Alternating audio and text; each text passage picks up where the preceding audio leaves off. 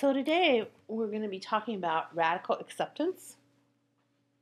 Eventually we'll be talking about turning the mind and willingness. But today it's radical acceptance, just the distress tolerance skill of radical acceptance. And the key point that I want to emphasize here is that pain plus not accepting the pain or not accepting reality equals suffering and agony.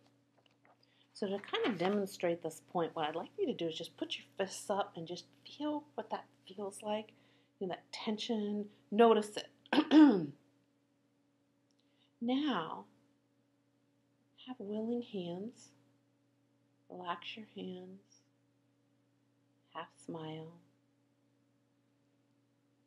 And then bring your arms down and just notice the difference. Anybody want to share what they notice? Anybody have a situation where they've fought it and then they stopped fighting the reality and they didn't suffer? Maybe something you're experiencing right now.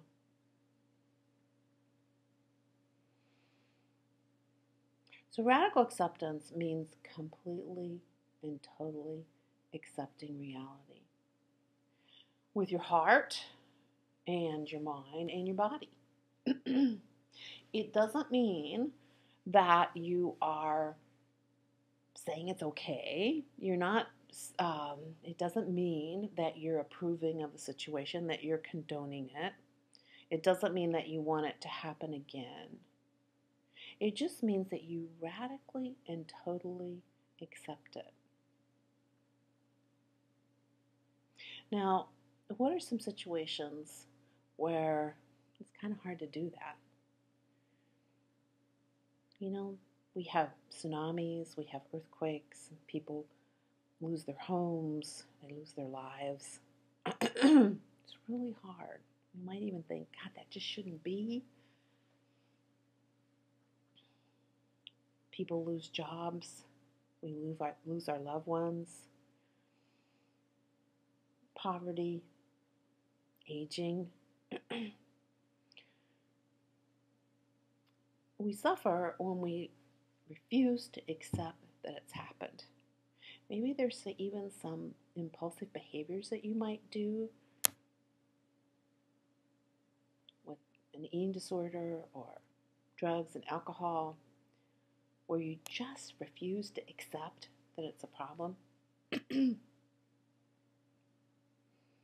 Radical acceptance means that you do it totally. And you start to just turn your mind with willingness. Yes, this is reality. This has happened. And I know for myself, this is a skill that's really hard for me to practice because I am such a fighter. And when I fight, I suffer. When I got my dukes up and I refuse, I totally suffer. Now, we have little things and we have big things that this can happen with. I'll tell you about one of my smaller things is my glasses. So, when I was in grade school, about the 5th grade, I was as tall as I am now, 5 feet 7.5 inches. I was also pretty uncoordinated. And a lot of kids actually kind of made fun of me. And that's the age that kids do that, right? We're most judgmental at that age. I couldn't see the blackboard that well, and we couldn't figure out what in the heck's going on that I kept writing things down from the board incorrectly. And as it turned out, I needed glasses. One more thing that I thought that made me unacceptable to my friends, and I was pretty embarrassed about this. So I would go around, not wearing my glasses. I put them on real fast to see the blackboard, and then I take them off. And actually, I spent many years fighting the reality that I actually saw better with my glasses on, and it was a real pain for me to keep doing this and hiding, and I went through many contact lenses where they just didn't work for me. And finally, after years actually of doing this, about 10 years, I decided, you know what, they have great frames. I'm just going to start wearing my glasses. I noticed other people were wearing their glasses. They even played sports with their glasses with those straps. And I thought, I'm going to stop hiding this. And I'm going to wear my glasses. And before I knew it, it was just easy. They're just part of me. And I don't like it when I don't wear them. So I really struggled. And when I gave up the struggle, I felt a little sense of freedom. So that's a small thing, but there are bigger things where we just fight reality. And when we fight, then we suffer. So how do we start with this radical acceptance business? Well, first, it's really accepting reality as it is. And in the case of my glasses, I saw better with them. And I couldn't see the blackboard or even my friends without them. So kind of calling a spade. Can't see without your glasses. Got to wear them. Everything has a cause.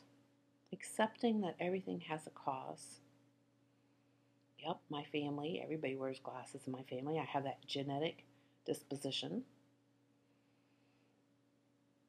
And then realizing that we can live life with pain, build a life worth living, without suffering, by radically accepting and kind of building your life around the pain. Does anybody have an example of how you've done that? So I want to tell you a story about monkeys. So there's a story about catching monkeys. Now monkeys love bananas. I have some pictures here of monkeys with their bananas.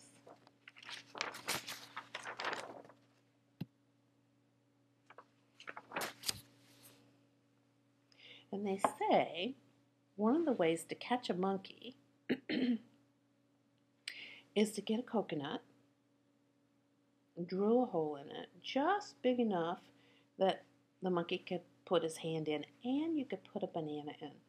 And so you put the banana in the coconut, and then the monkey reaches in to grab the banana, and because the hand plus the banana is bigger than the hole, and the monkey won't let go of the banana, refuses to accept letting go, it gets caught. So if the monkey had let go of the fight, let go of the banana, the monkey could have lifted their hand out and wouldn't have gotten caught. So they could have had their bananas, gone on with their life without being in a cage. So our homework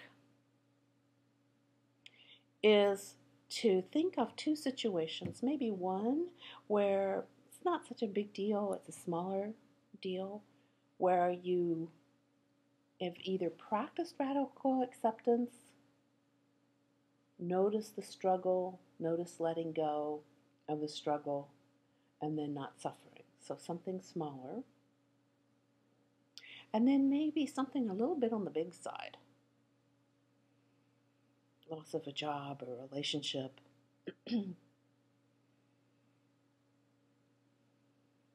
Loss of a sense of control or perceived control, like maybe with an eating disorder. And write about how you could apply radical acceptance or how you have applied radical acceptance. And then next week we're going to look at turning your mind and willingness.